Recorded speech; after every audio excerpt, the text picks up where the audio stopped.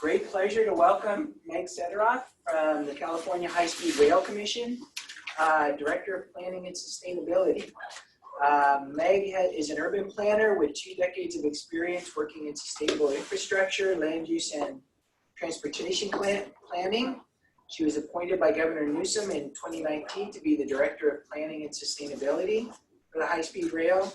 She previously worked on sustainability for the authority and was, as a consultant, when I met her, was working overseeing corporate sustainability for WSP USA. She has a master's degree in urban and regional planning from the University of Illinois. Also with Meg today is Alice Rodriguez, who is the Deputy Director of External Affairs for the High-Speed Rail Commission.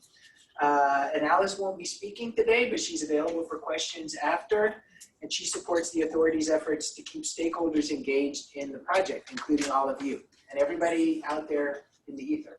So with that, welcome, Meg. Great. Thank you so much for the introduction. It's really a tremendous pleasure for Alice and I to be here with all of you today. This is what we love to do in our project. There's a lot of hard work that you'll sort of see kind of embedded behind what I'm going to present to you about high-speed rail today. But, really engaging with folks who are in the midst of learning about where you want to spend your working lives, and helping to get real information about the project out and have a really good, robust conversation about the project is what motivates both Shay and I to be here today. So thank you all so much for sitting, listening patiently, putting your phones away, which I respect that. Anne-Marie told me I could call people out, but I probably won't. That's right. That's John's job. Okay, starts perfect. with a hard stare. Great. So I will cover today kind of 3 major chunks of information. I'm going to give you a good, hopefully one-on-one, 101, one too many, about the California high-speed rail system. I'm also going to focus on how the high-speed rail is a tool that's re-knitting the state of California together in some ways that are very unique to it as a rail project. And then I'll end by talking a little bit about how the stations themselves are intended to be tools that knit some of our existing communities back together and connect them to the rest of the state. As John mentioned, I'm the Director of Planning and Sustainability. Those are 2 very well interrelated topics. I spent many years focused on sustainability and took over the planning role in the past few months. And so I'll end the discussion today a little bit in detail about our station planning efforts themselves.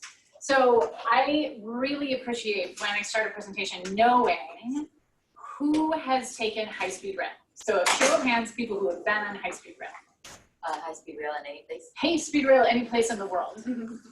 Okay, that's good. I think we have 50%, I would say. High-speed rail is a tool that kind of over 12 countries around the world have put in place. We have had high-speed rail in Japan since 1964. This is like the rogues gallery of great high-speed rail trains around the world. I'm like, if you see a train you've been on, you should like wave your hand and let me know. It's in Italy, it's in Germany, it's in Korea, it's in Japan, it's in Saudi Arabia, it's in Spain, it's in France. UK, France. It's in every developed country except the United States. And that is what we're hard at work delivering for you, the California High-Speed Rail Program. It was actually conceived of as an idea in the 70s. So this is in the Wayback Machine. I think it was the first administration of Governor Brown who thought, you know what we need is high-speed rail, because I have a giant state, a state that is the size of many countries, and high-speed rail is a fantastic tool for connecting this state together. It took a little while, but in 2008, the voters actually passed something called Prop 1A, Proposition 1A. You'll probably hear me say Prop 1A a lot. That was a very important piece of enabling legislation. The voters of California looked at how we could move millions of people who would be moving to the state and do that in a way that wouldn't sacrifice the environmental quality that is what draws most people to California in the first place. So they voted yes for Prop 1A, and we always joke that kind of late Christmas, they thought, well, we voted yes, so surely it will start tomorrow. Sadly, it doesn't. And I think in the room you have a lot of civil engineers as well. So civil engineers go and embark on major infrastructure projects. And as we know, major infrastructure projects take a considerable amount of time, and as we can attest to, a considerable amount of political will to get accomplished. So we'll go through a little bit of that today. Our mission as the California High-Speed Rail Authority is to initiate the construction and the delivery of this high-speed train system that will utilize an alignment and technology that will allow it to run at speeds of over 200 miles per hour. That is the definition of high-speed rail. We have a couple of principles that are guiding our decisions as we're delivering this system. We want to deliver components of rail service as soon as we possibly can. Earlier today at lunch, I think it was Brian who said, when can I ride this train? And that tends to be the question we get the most. And we would love to ride the train like you as soon as possible. And that is the dedicated focus of folks at the authority, is to get that in place as soon as possible. We're also making some strategic concurrent investments. We also had a bit of conversation about how the rail network in California works, and it needs some upgrades and improvements. And so part of high-speed rail isn't just the high-speed rail alignment, but investments in these bookend areas that will enable us to put high-speed rail service there in time. And that also, while they've been put in place, they're actually delivering value. And indeed, I think what we want to do very carefully is make sure that as we're building out the system, we're positioning elements of the system to receive more funding and to attract private funding in particular. That was actually one of the components of Prop 1A, was that we operate without a subsidy. And so building the system carefully, it takes a lot of care and consideration in order to do that. And we'd like to attract more private funding to the delivery of the system. Here is phase one. So I know, let's see a show of hands for people who grew up in Southern California. Rather few, although we're Davis, so okay, that makes sense. And a show of hands of people who grew up in the Central Valley. Okay, all right, you're our lone champion for the Central Valley today. Show of hands of people who grew up in Northern California. Wow. Okay. North Central Valley? Okay, you're now claiming it all. And a show of hands of folks who grew up overseas and probably took high-speed rail since you were tiny kids. So the first phase of this segment will go between San Francisco, which we know is a major economic area, to Los Angeles, which the LA Basin is home to 20 million people, and it as an economy is like among the top 20 economies in the world. California overall as a state, as an economy, is the 5th largest economy in the world. So this is a tool that is connecting the north and south and central of the state in a way that they actually have historically been connected, but we've seen a little bit of disconnect over time. Phase 2 of the system, which again at lunch people said, well, when will you get to Sacramento? We would like to get very quickly between Sacramento or LA. Phase 2 of the system is intended to come a bit later, and we don't actually have funding identified for that yet. But I think as you see success around the completion and delivery of different phases of the system, I think you'll see more momentum for funding of those next segments. We will, of course, run at speeds of up to and over 200 miles per hour. We will run on electricity. We will run on 100% renewable electricity, and we will have up to 24 stations. These things are actually mandated in law, which actually makes it a little bit tricky when it comes to delivering a program. Having things baked into legislation sometimes backs you into corners when it comes to what you're delivering. We are overseen by a board of directors shown here. We consult with them and seek their approval before we go into major procurements or make major decisions about the project. This is actually a pretty critical moment for the project. Every 2 years, we develop a business plan. That business plan analyzes the system and makes sure that we can actually deliver a high-speed rail system that can operate without a subsidy, and actually updates the general public as to what the timing and scale and cost of the project will be. The board of directors will be receiving that on February 10th, our draft business plan, and then they'll adopt it later in the spring in time for us to deliver to the legislature in May. So they make incredibly important policy decisions and policy direction that are executed by our staff and leadership. Some of those decisions relate to these key commitments. And I emphasize these because I think people forget that when you're delivering a large piece of infrastructure, 520 miles long, it's very difficult to start at one end and just build it all the way to the other end. That wouldn't get you to a segment of rail that's actually economical to operate in any kind of interesting time scale. So what we've done is to take this building block approach. And so you'll see me talk about some of the first couple of building blocks later on in the presentation. I love the phrase, deliver what we can with what we have.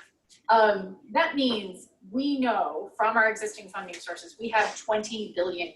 And so we've taken a good hard look at what we can deliver and how much value we can deliver to the state with those funds. We also want to demonstrate benefits as soon as possible, and I'll go into those. And then one thing people always forget when we say the first building block, they think, wait, what? That's all you're doing? That's not what I want. I'm over here in San Francisco and you're building it between, you know, Fresno and Bakersfield. But that's just the first building block. And we're actively engaged in other program delivery activities that get to that full segment of time. As I mentioned, our board sets high-level policy. I started working on the project actually remotely. I was living in Chicago at the time, and I got a phone call saying, I'm working on high-speed rail, and it was about 2010, and they said the board had decided they were going to run on renewable energy. Do you know how they can do that? And so one of my first projects was to actually analyze how the system could run on renewable energy given California law. The board has taken a number of public policy leading stances when it comes to sustainability, and that reflects, I think, the values embedded in the delivery of the system and the values reflected in kind of how California thinks of itself in terms of transparency, accountability, and environmental quality. So this is our sustainability policy that was recently re-adopted by the board in spring of 2019. What that has driven us to do is to make decisions like offsetting all of the direct construction emissions. John's nodding because we've had many, many conversations about life cycle analysis and carbon emissions. So what we're doing is offsetting the direct construction emissions through a tree planting program. And the added value of that is that it's planting trees in disadvantaged communities. So communities who aren't necessarily seeing the benefit of high-speed rail yet are enjoying the benefit of greater shading, shading for recreation, shading at elementary schools, and the benefit of improved air quality through those trees as well. So over time, our initial chunk of emissions we want to offset is about 200 metric tons of carbon. We are also deeply committed, and this is a reflection of the board and our leadership, our executive level leadership, we're committed to 100% recycling of all the concrete and steel from the project. That's because those are commodities that can be taken up again fairly quickly within the construction stream. Waste concrete can be rubblized and used as sub-base, and steel, as we know, is pretty easily recyclable.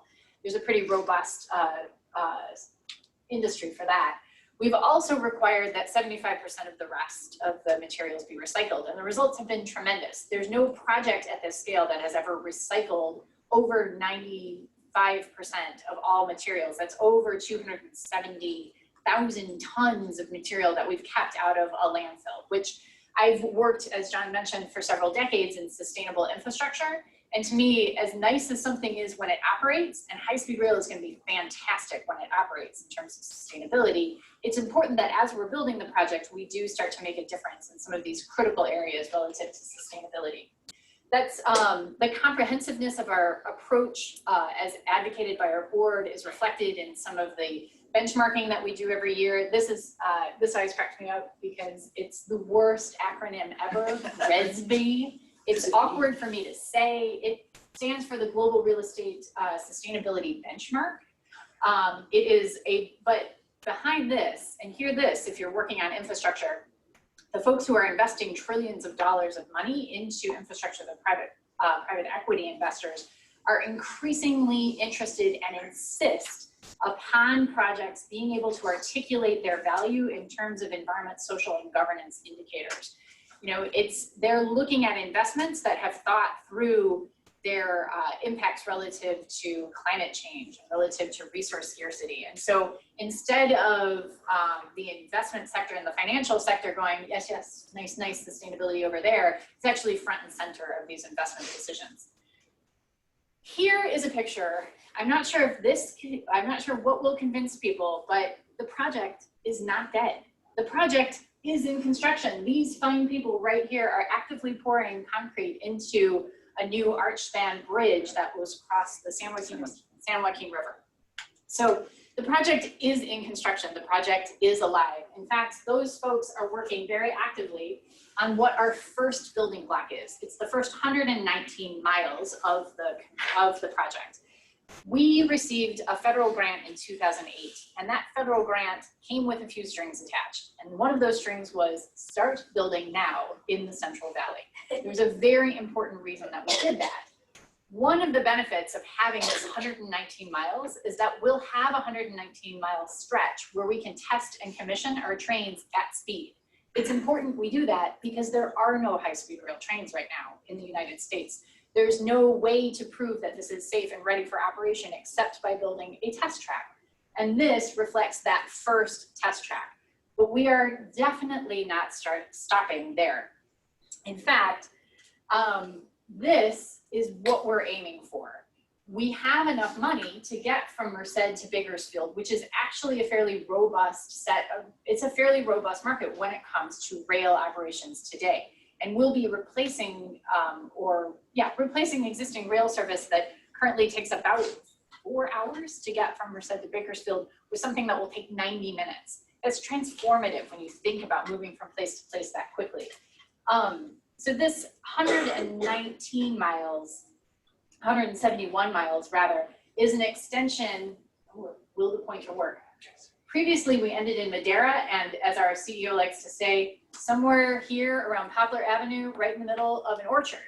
And so anyone in the room who deals with policy or planning issues knows that transit does not do well among trees. I mean, it's nice to be shaded, but trees are not riders of high-speed rail or any other transit system. Folks who live in Bakersfield are. Folks who live in Fresno, Madera, and Merced are. And so these are the markets that we want to serve with the initial operating segment. You'll also notice, I think one more thing to point out on this slide, 171 miles is one of the largest high-speed rail construction projects in the world right now, second only to China. So when you hear things like, oh, is that project dead? Is that project going anywhere? Yes, it is. It's going somewhere very meaningful and significant. It's also being joined by a new service that's been kind of thought about for a while between Las Vegas and the LA basin, or Victorville specifically is where it will end. This used to be just sort of a traditional diesel service that was going to go, 110 miles an hour, which is fast, but not high speed fast. It is now an electrified system that's going to be run by a reputable transit operator. I think if anybody's ridden trains in Britain, Virgin Trains, if anyone's flown on Virgin Airlines, you know that Virgin is pretty solid when it comes to transportation operations. So they've actually taken on board delivering this segment. They've also secured, I think one thing we're always envious of, they get all the right of way just out of the gate to start building the project, which we would love, dearly love. They also have a large loan from the state of California and from Nevada to get going. The nice thing that this shows you is that you have 350 miles of genuinely electric, I think I'm going to take questions afterwards, truly electric high-speed rail service in California coming. And Caltrain. Sorry, I almost forgot about that. Up there in the north, where I think a lot of us travel, the Caltrain corridor has actually already received about $700 million through high-speed rail to electrify that corridor. That means you get a lot more trains moving through that corridor. Those trains will have 0 emissions, and they will carry a lot more capacity. And that means that corridor is ready for when high-speed rail runs between San Francisco and LA. So what this shows you is it isn't like this is alone in the middle of nowhere. There's other components and building blocks of a high-speed rail network being put in place today.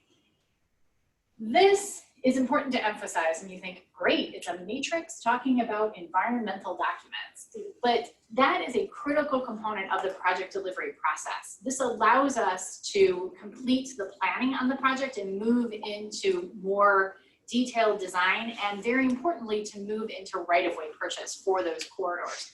One of the things we learned in our initial construction segments is that having all the right-of-way in place first and doing that kind of first order work, moving utilities, getting everything ready for the larger construction projects is a way to move construction faster. And so we're learning a lot of lessons from the first few phases of construction. So what you see here is assurance that by the end of 2021 and 2022, we will have the entire section of the program environmentally cleared and ready to move into next phases. And environmental clearance is often a very important benchmark or gatepost to getting more funding online. So with that, picture yourself in 2022, and what you have is basically a full 520-mile system that's environmentally cleared, and you have over 350 miles of true high-speed rail service in construction, which everyone in the room should cheer wildly at this point. That's very exciting. So I wanted to pivot slightly and talk about, well, so that is a fantastic system. And what it does for the state is actually interconnect with some other critical components that have been put in place through the 2040 vision of passenger rail in the state rail plan. How many people in the room have read the state rail plan? Of course you have. John is my plant in the audience. So if you haven't read the state rail plan, it's actually a very exciting document because for the first time, it actually looks at an integrated system in California. And it starts to think about that thing we do when we go to Europe or we go to Asia and we say, wow, it was so easy. I got off the train and then I walked over to a bus and then I went on my merry way. It starts to look at the system and integrate it together in a way, not just physical integration, but also in terms of schedule and payment integration as well. So what this plan has done is to start to create that great interconnected network, which high-speed rail will be the electrified backbone of. What that plan envisions is moving from the current mode share in the state, all travel, 0.34% travel by rail, which is not a lot, we have to say. The vision is for 6.8%, which actually is a tremendous shift over time. That's quite a big delta in terms of percent change, but it's also a fairly large percentage of the traveling public, particularly when you think of the increase in the traveling public by 2040. So you have a lot more people traveling on rail, and you think, well, how and why are they going to travel on rail? Let's see if we can do that animation again. Ta-da! High-speed rail is the most efficient way in terms of travel times to get through a journey that's in the 100 to 600 mile range. This is actually evidence we've seen from all over the world, including the US, that when you have high-speed rail operating a trip in this time frame, people shift to that mode. Once you get beyond it, you want to start turning to air, and once, of course, when you're under 100 miles travel, you probably want to walk or bike or take a bus or drive your car. So what this is showing us is that high-speed rail is filling a niche in this trip time. That is interesting to think about when you look at the increase. Ooh, that came out terrible. When you think about the increase by 2040 of all the trips that are going to be taken, there's going to be a significant increase of the trips that are long distance trips, the trips that high-speed rail can efficiently carry. So now you start thinking, okay, if we are going to have more trips, high-speed rail can capture about 51% of them. And even though that might only be 5% of overall trips, in terms of the actual miles, that's 35%. I'm blowing through these a little bit quickly because this is a lot of like, wait, how much is she doing new math? A little bit. But what this is trying to convey to you is that we have an issue where we have a lot more trips that need to be covered by a mode.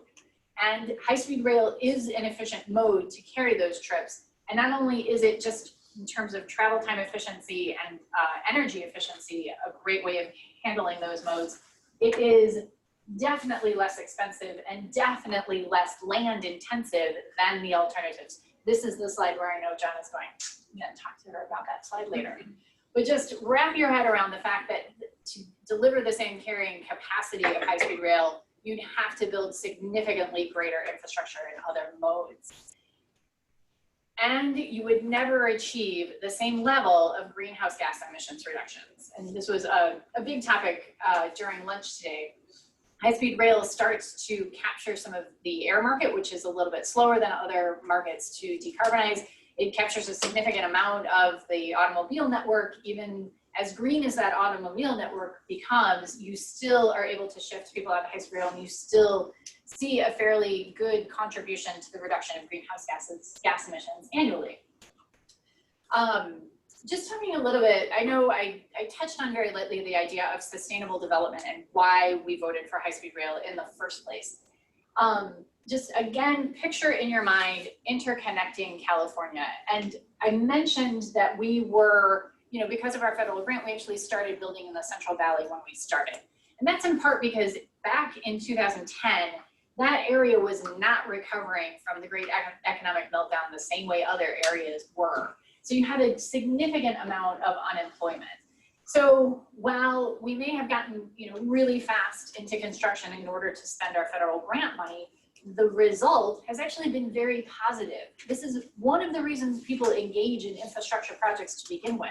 They create jobs, they solve a problem, and they also enable economic activity that otherwise wouldn't have happened while delivering a public good that we want to see put in place. So today we've had over 3,000 construction workers. We have 20 active construction sites. I was asked what percentage of the construction is done. It's a little bit tricky to answer, but we have a couple of major structures that have been delivered already. And in Fresno alone, we've done about $500 million of improvements. $500 million have been spent there. Overall, one of the sources of funds for high-speed rail besides our federal grant is the cap and trade, monies from the cap and trade program. A show of hands, folks who are very familiar with cap and trade. Okay, good, reasonable familiarity. California in 2006 set a very signature greenhouse gas emissions reduction law, and part of that law was instituting a cap and trade program by which they would cap emitters of climate pollution, greenhouse gas emissions, and allow allowances that they could trade on the open market. And the payment of those allowances is a fund of money which is dispersed annually in a budget. High-speed rail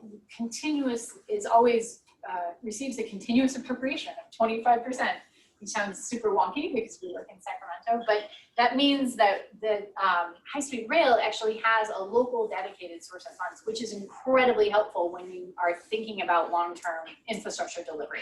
The funding of that long-term delivery is an important factor. But along with the cap and trade funds come some very important public policy goals, like investing those monies in disadvantaged communities, making sure those monies are actually providing a greenhouse gas emissions benefit, making sure those monies are going to projects that will actually deliver riders to the system. So what we've shown to date is 54% of our expenditure. So that's about over $3 billion, maybe closer to $4 billion at this point. So $4 billion has been invested in these communities. 97% of our firms are local firms in California. I think one thing, Alice used to run our small business program. We now have over 500 small businesses, and a large percentage of those small businesses are located in disadvantaged communities, which small businesses are often referred to as the job engines, right? Because they're interested in bringing people into the job market. So we're pretty, we're actually quite proud of the fact that the investment to date is actually seeing some immediate benefit now to folks who need it the most. Here's a little bit more about our small business. You can actually see they're fairly well distributed throughout the state. It's not just all about the Central Valley. The benefits actually being seen throughout the state. And it is a pretty significant economic boost to these areas. The economic output's probably about $7.6 billion, which again, we do infrastructure investments sometimes during economic downturns because you want the public sector to be pumping activity into our economy. So I've talked a bit about what's happened to date. Show of hands, is high-speed rail in construction? Good, good, yes. And if we take nothing away, everybody's gonna walk out of this room and say, they are in construction, 119 miles, and they are delivering some fantastic value when it comes to this project. Now I'd like to talk a little bit about how high-speed rail is a tool when we think about linking California back together. So let's recall what we know about high-speed rail and how fast it goes. 3 hours between the Bay Area and Fresno right now on a car, but with a train, much faster. 1 hour. That's a very different concept. Think about the last time you thought, yeah, I'd like to spend 3 hours in a car. That's an investment of time, but an hour is fast. If you're a business person, that's serious money. I'm going to show you a couple slides that sort of show you the same information in multiple ways. This is the charming graphic cartoon talking about travel time saving.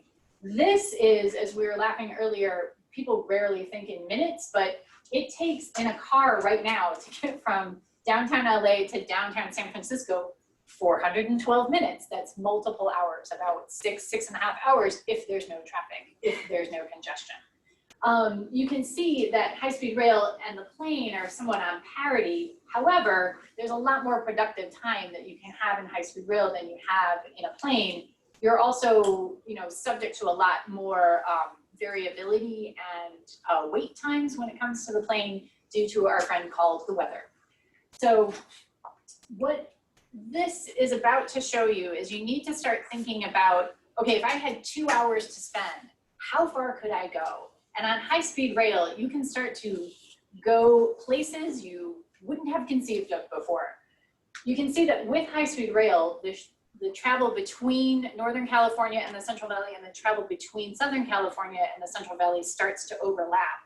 So you have these areas where you have a lot of economic activity now 2 hours away from the Central Valley, which actually starts to connect them mentally in a way that they haven't been before.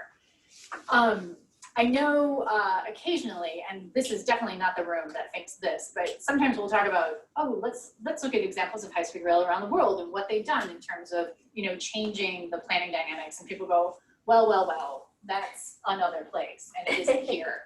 But let's just think about what a two-hour trip means in terms of economic benefit and activity.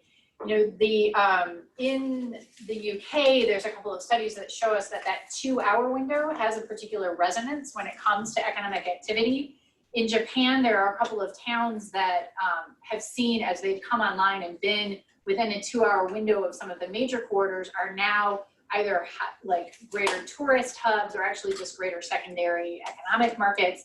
In the UK, a different study illustrated that areas with the highest levels of high-speed rail connectivity actually had the higher wages and had a 10%, and that even just a 10% in connectivity led to a 1.1% increase in overall wage level. So you're starting to see evidence from these places around the world of how the connectivity from high-speed rail starts to have an economic development and real economic impact overall. I'm actually sorry about that. This case study, I bet you know Eric Idlin. Maybe not. See, John was my chauffeur. You were like my plant for everything. So this is research that a colleague of ours did who now works at the city of San Jose. He used to work at the Federal Transit Administration. But Lille, France is a really interesting case study when it comes to a place that was in a kind of a secondary economy. It really was stagnating a bit from an economic standpoint. And with the introduction of high-speed rail, it actually saw a significant uptick in terms of economic indicators. I think the other element to emphasize with Lille is that the economic impacts and the economic benefits that they saw from high-speed rail were maximized when you had the public sector and stakeholders actually working together to make sure that how they put the station in place and how the service got put in place worked really well. So it's a push for great stakeholder engagement and communication. This, I'm sure people in the room in the transportation policy group are probably familiar with the idea of super commuters, people who travel more than 90 minutes to get to their job. I bike to work every day. I find it like really relaxing, and I've made kind of housing choices that allow me to bike to my work. But not everybody has those choices. And in fact, I think we are very clear in California that we lack available housing for the people who are living here. So we have a tremendous number of super commuters who are spending a lot of time in their cars. And I think a lot of those people are kind of moving more towards the Valley area and moving into the Bay Area specifically for employment. The Central Valley also, let's think about again, this is an economy of about 156 billion GDP with 8.6 unemployment that is sandwiched between and just out of reach, very close to two major world economic centers. So if you think about this spatial relationship and you think about high-speed rail as a 2-hour connectivity tool, you start to recognize the potential for economic change for the valley. Right now, you can see industrial specialization is very high. The economy is very focused on one sector, and these other areas of the sector where the higher wages are much lower. Now you think about, once upon a time, our economies, the city economies in California were connected by the rail. This is a slide my colleague Egon Turplin, who's working on the Regions Rise Together initiative, loves to point out to people, because it's all about your mental map of California. This is how California grew up. It grew up along rail lines. And then later on, we made a major investment in infrastructure, and that infrastructure was put in place for very important reasons, but those reasons were not maintaining economic development and economic diversity in the Central Valley, nor did this major piece of infrastructure, I-5, actually connect the cities of California. It doesn't even connect San Francisco. You think about that, now overlay high-speed rail on top of this, and you recognize that you think about historically where we put our cities and where these places grew up, where we've already, put downtowns and development. High-speed rail reconnects those in a way that, historically reknits them, but connects them to the new economy. So again, this is how high-speed rail connects them, and spatially in terms of time, this is that 2-hour shed again. So now think about, the access of the labor pool in the Central Valley to jobs in Silicon Valley, or vice versa, the access of Silicon Valley to some housing opportunities in the Central Valley. Think about the fact that those jobs, that knowledge industry sector jobs, which are located in the Silicon Valley and in Southern California, are better wage paying jobs. There's more economic diversity available to folks in the Central Valley than there was before. And then finally, right now, some companies are perfectly happy locating their back of house or secondary services in Phoenix or in Reno, because it's an easy 2-hour flight. Right? And that's what they say. Oh, it's really easy. It's a 2-hour flight. If you could get there in 2 hours on high-speed rail, you would start rethinking where you put your back of house, in part because of where the rents are currently at in some of these cities. People make business decisions based on finance and time. And this starts to illustrate how high-speed rail can introduce economic opportunity in the valley that doesn't exist today. So I'm going to wrap up today, I think pretty quickly, because I think we want to take about 45 minutes. But I'd like to spend a little bit of time, we've thought about re-knitting California together with high-speed rail. And I want to spend a little bit of time talking about the station itself and how it is a tool that can both re-knit the city together and catalyze new development around the station. I think I'm the only person in the world who loves this slide, but it's artful and lively, but what it's showing you is very specifically the way that different transportation tools affect space, right? There's a relationship between the speed at which you travel and your sort of spatial reach. Everybody knows how far you can walk. Everybody knows how far you can bike or take a scooter or an electric bike. What high-speed rail starts to offer you is a tremendous reach and scope. At the same time, as a spatial tool in our downtown centers, it's like having an airport that you can walk to. And we'll dive into that a little bit. So the stations themselves are going to be great transit hubs, but for many of these cities, many of these places, they can serve as more than just a transit hub. And in fact, the more you can use the high-speed rail station to be a place for multimodal activity, to attract more regional businesses and be an employment hub, the more activity you're going to see centered there. So when we think about high-speed rail stations, we want to think about them as more than just a transit hub. I mean, I am super excited when people come to the stations and get on a train, but I think we'd also be super excited if people came to some of our downtown cores to do things, to recreate, to have a job, to go to a healthcare center, to go to school. All of these things centered around high-speed rail can make for a lot more activity. This goes to my point about high-speed rail giving you the transportation value of an airport, right? You can get to places, far-flung places that you couldn't otherwise because of the speed of high-speed rail, but it has a light touch in terms of how it's going to impact the cities. We can actually put essentially an airport in the middle of Fresno, in the middle of Bakersfield, in the middle of Gilroy. Yes, it's going to change the public realm in that fabric a bit, but if we can do that through good design, through excellent urban planning, we can actually get the value out of these investments as well. So this also talks a little bit about a subject that's very near and dear to my heart, which is the idea of district scale sustainability. We're right in the middle of a zero net energy community. And so we do envision our high-speed rail stations serving as these hubs for district scale sustainable communities. Stations are also meant to be a bridge.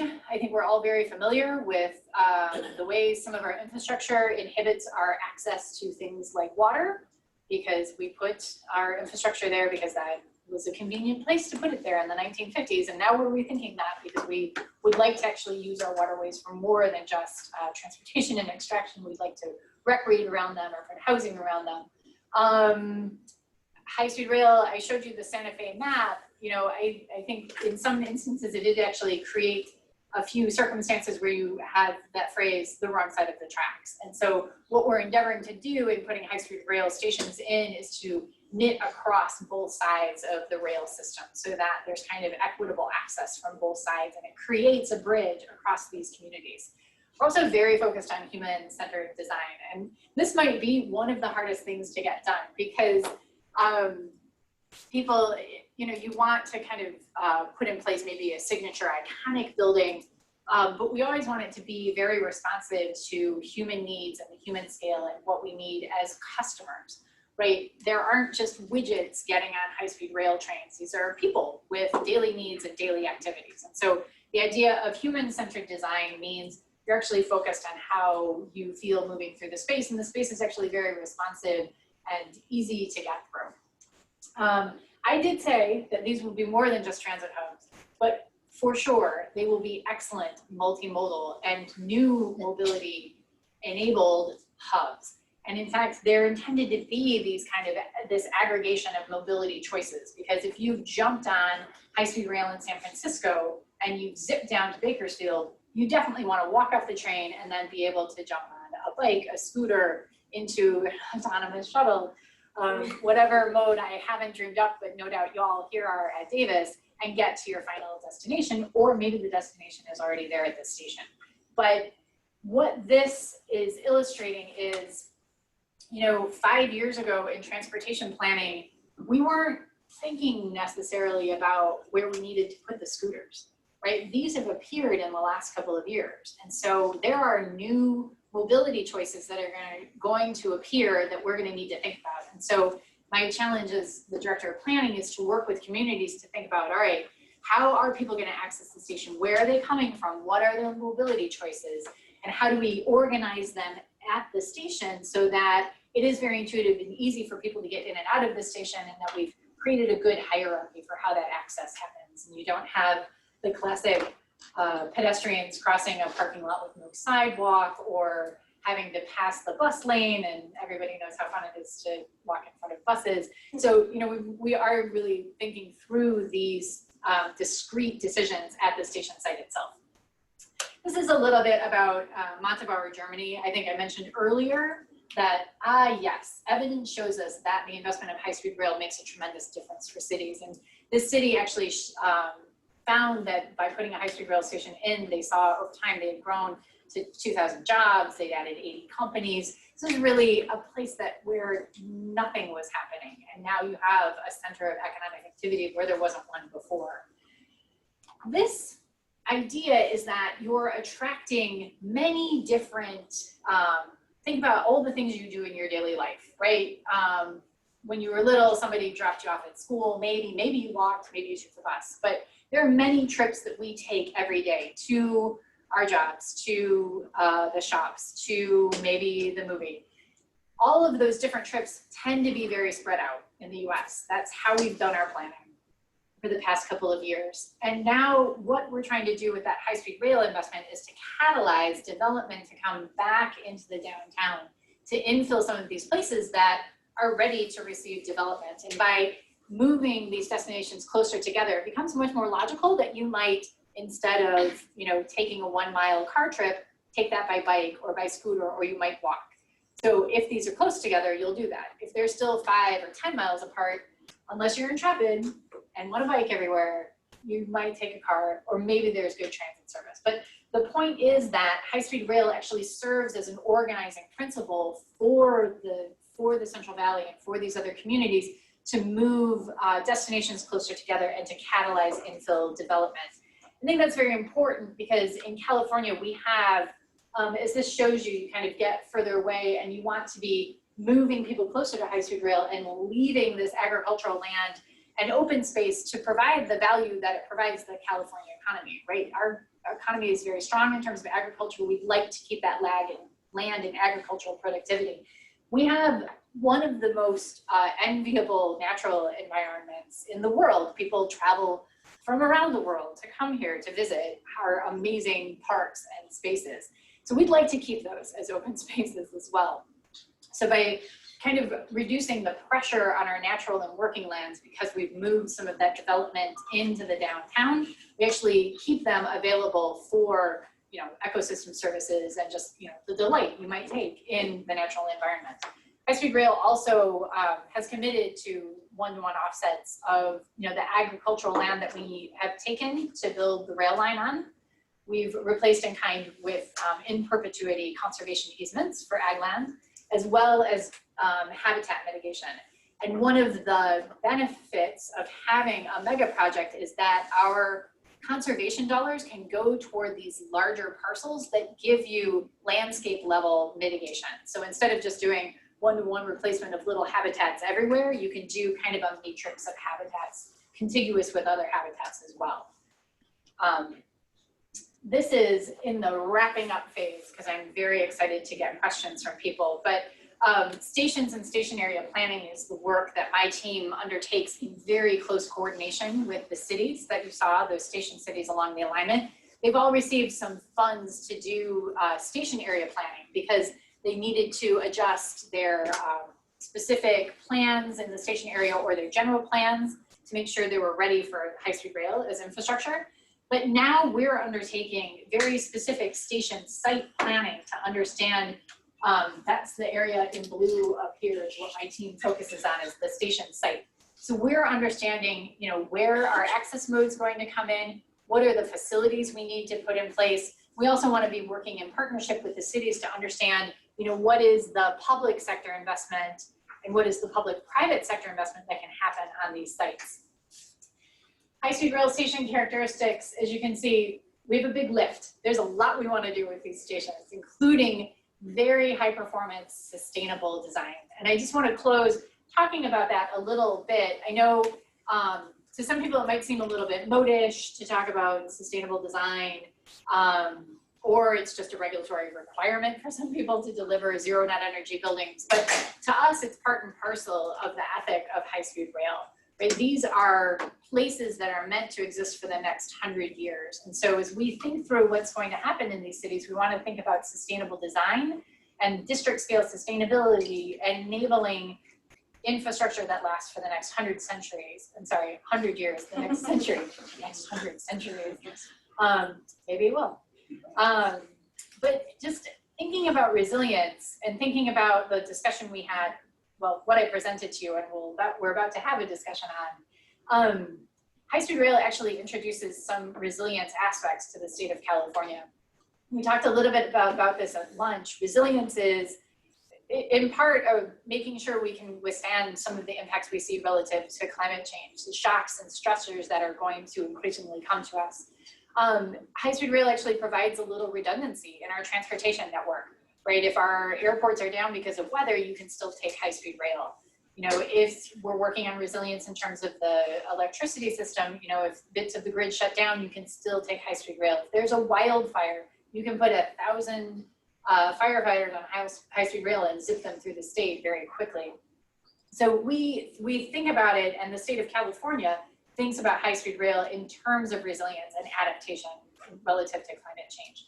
But then if you think about the station cities themselves, and the idea of resilience is not just climate resilience, but our communities able to withstand the shocks and stressors of economic impacts, by introducing greater economic diversity in these places and giving greater access to economic opportunity, these communities that have a somewhat limited economic economy at the moment actually start to build some capacity to withstand the ups and downs of the economic cycle because they have greater diversity in what they can look for. So to us, resilience is a pretty critical part of what the system is delivering.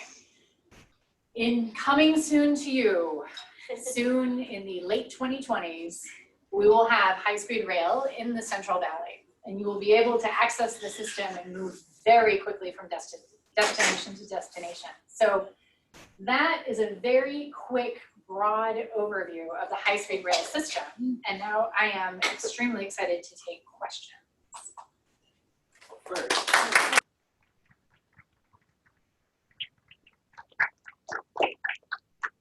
Anybody have any questions? You had a question in the middle.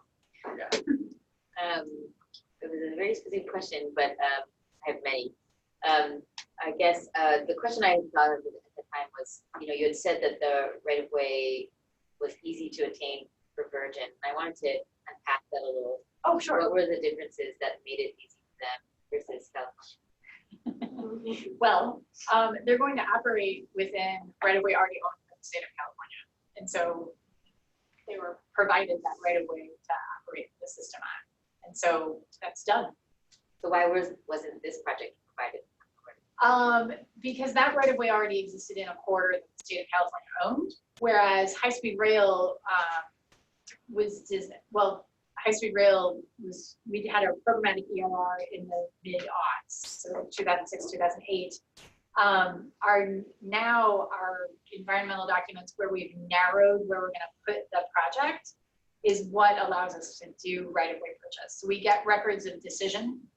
We actually just got a record of decision to build that segment between Orchard and Bakersfield. And so now, because we have that federal record of decision, we can do right-of-way purchase.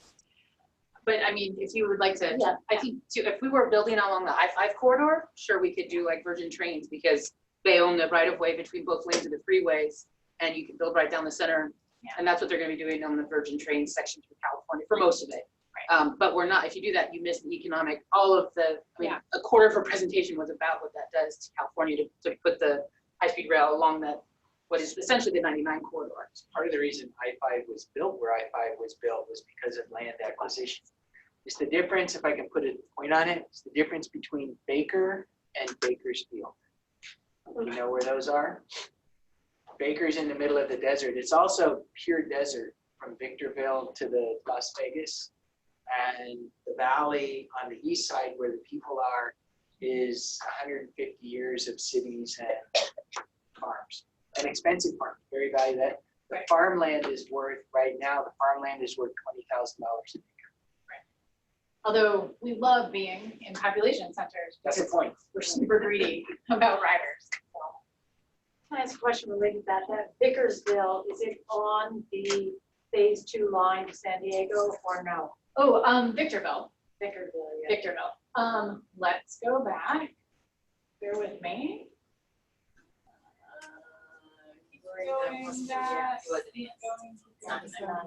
Going and keep going.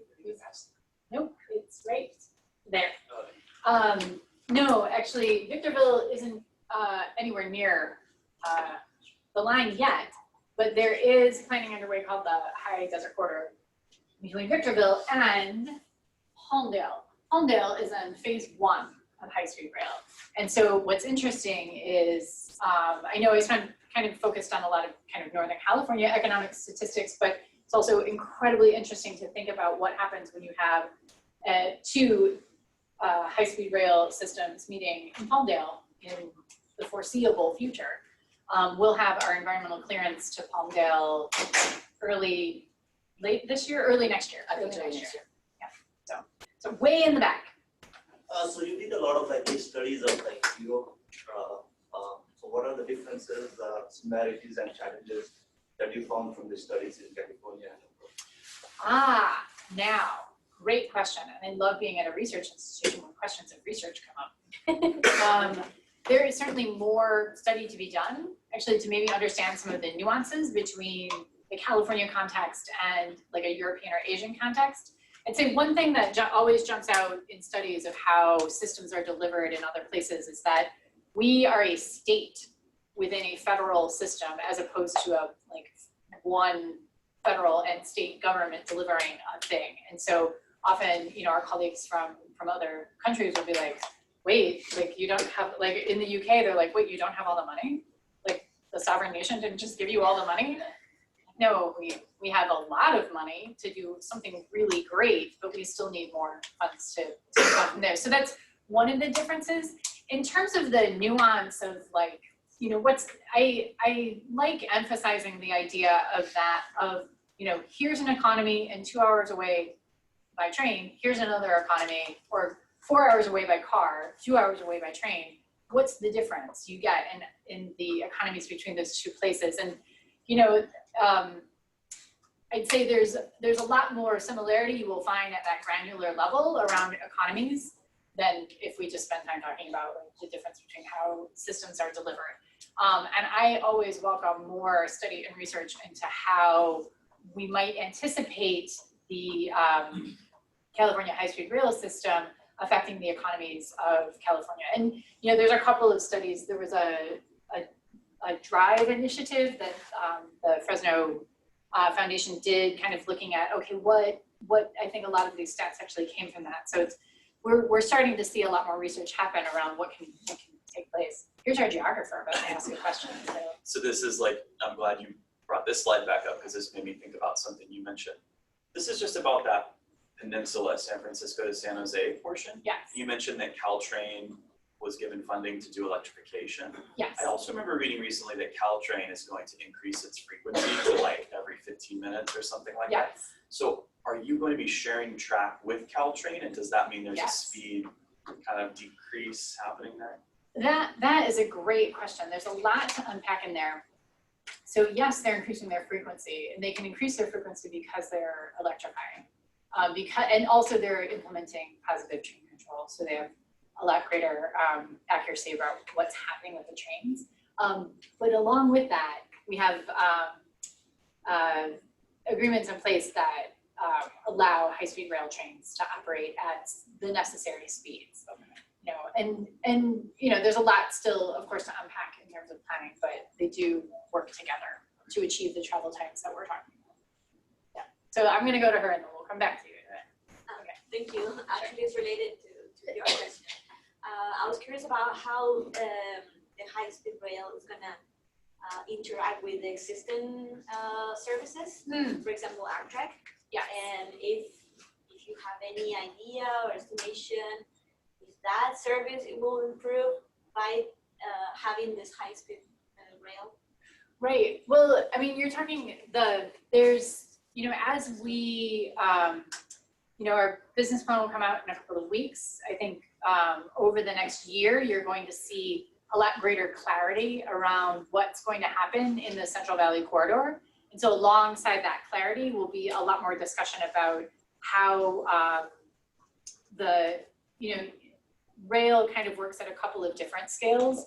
High-speed rail kind of, you want to think about interregional travel and sort of long distance travel, And then, Amtrak also operates at that scale, although slowly now, but it also kind of provides some more local service. And so there's a lot to unpack with that, but I would say writ large, by having a grade separated, and grade separation is a very big deal. Like, I don't think I said this earlier. Why don't you define grade separation? I will.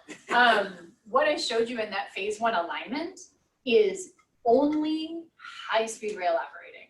So everybody can think about the last time they were on a train in the US, and then you like sat there for a while and the announcer said, well, we're just waiting for a freight train to go by. I'm like, okay, we're waiting for a freight train to go by because you share track rights with the operating freight railroads. So first good news, high-speed rail owns all of that alignment and operates nothing but high-speed rail trains on that alignment. The second good news, as John was saying, it's grade separated, which means we don't have to like blow our horn when we're going through Bakersfield because the train will be like, at no point do automobiles or other railroads cross high-speed rail. It operates totally independently on its right-of-way. So it's at 2 different vertical points in space, so different grades. So, I mean, what that means for rail in the valley, I think there's a lot of nuance to tease out of that, but overall, it means much faster service, much, much faster. So you had a question.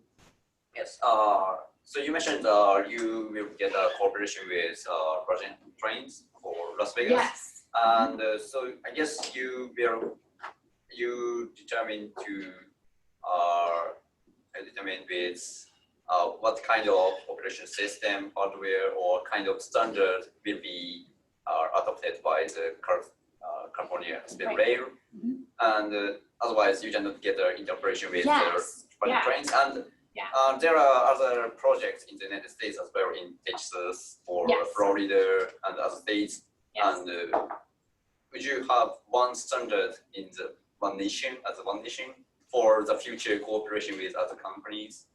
That, 2 fantastic questions. So one thing, just stepping back to the question about Virgin Rail, we have an MOU with them to actually talk about design standards and operating standards and interoperability. And so you can have that much more seamless movement between those 2 systems. And so that's actually really exciting. That's really exciting. That is a situation that we didn't have a year ago. In terms of interoperability across all of the United States, the FRA is still kind of the overseer of railroad. We're all operating on the same gauge, so there's that. Everyone is upgrading their systems overall, but I think there's still work to be done maybe on some clarity on standards there. I'm definitely not the rail operations expert, unfortunately. I'm more than happy to connect you with our rail operations folks if you want to dive into that question in more detail. Thank you. Yeah.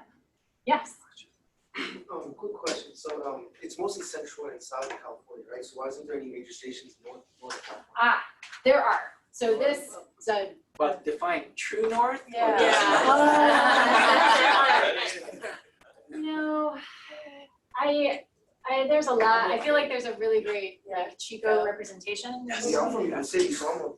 Yeah. I can give the short answer. From Sacramento, I'm from the far true north. Yeah. We look at Sacramento as Central California. Yeah. But those of us in the true north, there are 550,000 of us. The other 36.5 million live from Sacramento south. Yeah, but we should give everybody an opportunity to ride the train from Northern California down to LA much quicker. I love it. Yeah. I love a rail advocate, and we want to take that. I'm just trying to rep Northern California. No, I think that's fantastic. How about from Seattle to Los Angeles? Also a great idea. Also there is actually, going back to, I think, 2010, there's actually a great federal plan that came out. So that looked at like really excellent rail connectivity across all of the United States. And I know the Green New Deal that came out last year, there's also this focus on introducing high-speed rail service across the US. And so that is fantastic policy vision. And underneath policy vision, you think about, okay, well, how are we really going to implement this? And when you come down to implementation, you unfortunately have to deal with some cold hard facts, which John just doused upon us. And one of those facts is A, the cost of delivering that service, and B, the ridership you would get from it. And so, you know, what we hope to achieve here though is demonstrating that people take high-speed rail, right? And once you start demonstrating that people will get on rail, and you know, actually, I love that. I'm gonna make everybody seasick who's watching this. Trees again, yep. I love this slide, although it's maybe not as visually stimulating at that scale, but it shows you that, you know, there is actually some great interconnectivity we can achieve with rail in the state. And this is the 2040 vision. So these are the type of investments that the state wants to make to get to rail vision. So you might not get high-speed rail service, but you could get much better rail service that actually makes it a viable option. Connector service. Yes. And up until from 1870 to 1925, we had commuter rail from Chico, well, actually from Tehama all the way down to Sacramento. Light rail. Yeah. We used to have it. We used to have it. So yes, I'm sorry. So seems like everybody's a real advocate here, but so I'm also a real advocate, but I have a question against the rail. Please. So you must have heard like there's in LA. So when Yes. when the voters like passed on with almost like 75%, in the ballot, like had like transportation system improved, including rail, right? But according to a professor that came here from UCLA, his name is like Michael Mandel, he said like Californians are very good at proposing measures for like intermodal transportation system, but the result that he found on his research was like there are no ridership on those trains. So will this be one of those like white elephant right in the middle of the table? Great question. So he has his research, and then there's other research that shows quite the opposite. It shows that when one of the tricks you need to think about is transit. People take transit when they know they can get somewhere they want to go. They also will take transit if they know that they can get there reliably on time.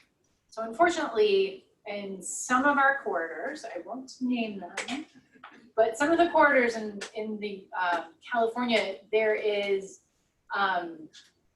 the systems themselves aren't delivering that kind of on-time performance that people rely on. Like if you think, you have a job, you have to be there by 7 a.m., you need the bus to arrive on time and get you there in 20 minutes or a half an hour. And so unfortunately, we haven't made the kind of concurrent investments to make sure that transit can deliver that kind of on-time performance.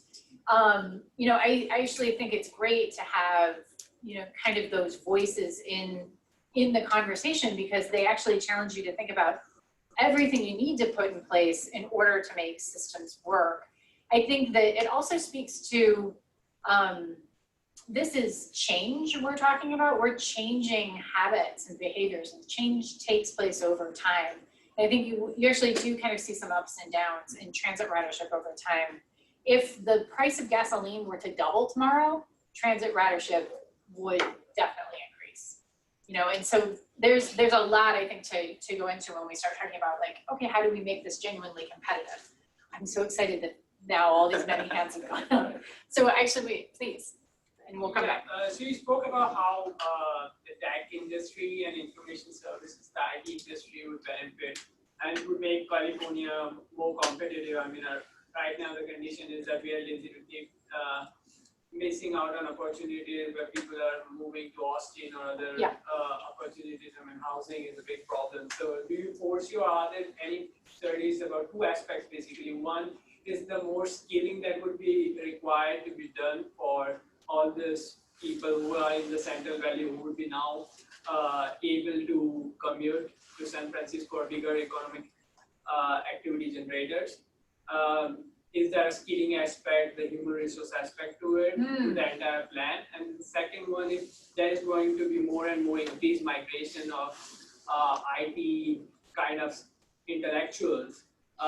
What would that mean for the structure of the society largely?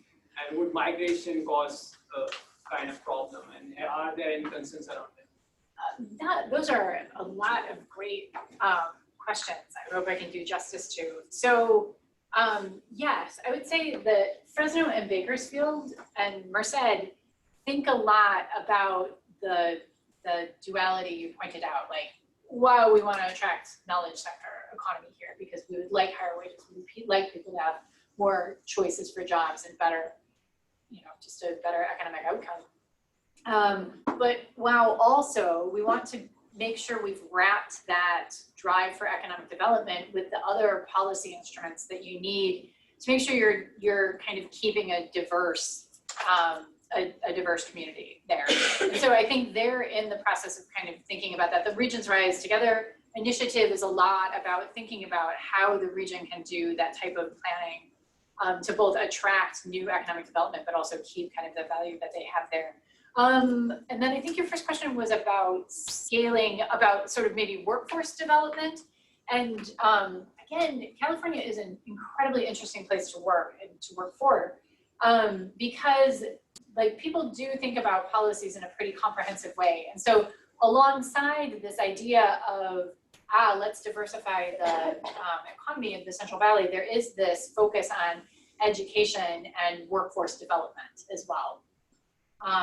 So great. So you've asked 2 questions. We're going to move to other people. We'll come back to you. So actually, yes. Yes, thank you. So I'm very curious how you envision, how you plan for like the energy supply infrastructure, and how do you plan to purchase electricity in the future, because you mentioned it's going to be renewables and the energy system is going through a transition. There's a lot of regulations. Are you planning to be like a bulk purchaser? Where are you thinking of renewable station? That is a great question, and there's a lot of work that my team has undertaken along with our kind of rail operations team to understand, I think the ideal situation would be to have the capacity to be a power purchaser, because that does give you access to less expensive power. We do interconnect directly with the PG&E grid because that provides some reliability and redundancy, but we have also started to analyze in much greater detail what on-site generation brings to us in terms of capacity and resiliency. And so I would say watch that space. I think that's a place we have had a lot of work that we've done to date, and we're going to kind of move forward with some interesting ideas there. So I think, oh wait, so you had a question, I think you had a question, you have a question, and then we'll come back to you. Okay, sorry. Yes, please. Just had a question on the phase 2 part of development, because most of the slides dominate phase 1. Yes. So is there some timelines and budget allocated for the phase 2? We used to have phase 2 as like, it started in 2040, but now unfortunately we don't have any funding for it. So it's kind of, we keep it out there because it is really important to think about those corridors, but we don't have any funding for them. Hence my presentation focused on phase 1. Yeah. And somewhere down in the discussions you mentioned most of the electricity you use for this high-speed rail is renewable. Yes. So how do you actually, because you're going to buy it from, you're going to buy it off the grid. How do Right, your esteemed colleague, actually, you 2 are right there. So ideally, fantastic we're in California. The grid is always getting greener. As an operator of a rail system, the second highest cost of which is electricity, we are dialed into how we using that electricity as efficiently as possible, and then dialed into how we can procure it as cost effectively as possible. And so, we understand the opportunities that being a power purchaser could offer us, somewhat like BART. BART is a load serving entity. And that's an area where we've also looked at the capacity of some of the lands that we already own. How much generation can we get off of that land we own and can, put in a battery and use. So we've definitely dialed into a couple ways we can come at the renewable energy question. Okay, Mike. Yeah, we're getting to the last couple because we're wearing Meg out here a little bit, but we're getting close to 3 o'clock also. So, go ahead. I'll try to keep it short. So you had alluded to along the stations, especially in the Central Valley, this desire to try to densify development around those stations. But you also mentioned the cost of land in Central Valley is very cheap. And so Rents are cheap. Or sorry, rents are cheap. So, right.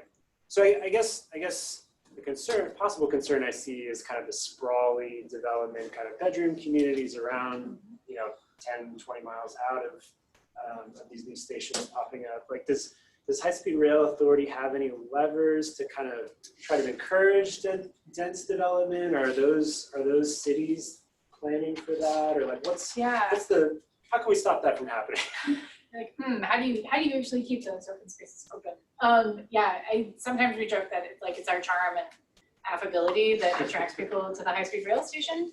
But no joke, it does actually, those are going to be the parcels that are going to be very appealing for development.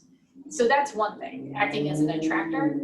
Then in terms of more broader land use planning, that's really at the discretion of the local municipalities. And so, I think it's really interesting what we saw come out of the station area planning work. You saw the city of Bakersfield do an interesting phased development plan with much higher scale of development in the downtown core, and to try to focus some of that development back in the downtown core. Fresno has been a tremendously good example of planning that has focused people back into their downtown core. They recognize that as a municipality, it is a fiscal burden for them to have to service the development that is moving ever further out. And so, Mayor Swearingen, the previous mayor of Fresno, really focused and tried to concentrate development back downtown, where she could have some economy of scale when it comes to delivering services there. So you do actually have some local municipalities who are thinking about the fact that there is a fiscal impact to that ever kind of widening scale of development. And you also have a lot of people in those areas, starting to also say, yeah, I would like to keep my open space. Madera, actually, the county of Madera, I think got $1 million of SALC money, Sustainable Ag Land Conservation Grants. So you do actually have these different counties within the Central Valley saying, yeah, this is, your question earlier about the values or the local context, you do have people locally starting to try to do that work, but this is an always ever ongoing project that we face as planners and implementers of these projects. Okay, we're gonna go with the new question. So a lot what I've heard in the news about the high-speed rail project is with the land acquisition. Yes. So I was wondering, are those still obstacles that you're facing? Like, I know in Texas, that's a big thing that's hindering them. Mm-hmm. So is that ongoing, or is that kind of fleshed out? Yes. Yeah, I think if our COO was standing here, he'd sit you down and he'd give you chapter and verse on right-of-way acquisition, because it's one of the things that he's really wrapped his hands around and really has pushed us in a positive direction on. Some of it is kind of systemic to how a state agency is told or is required to do acquisitions.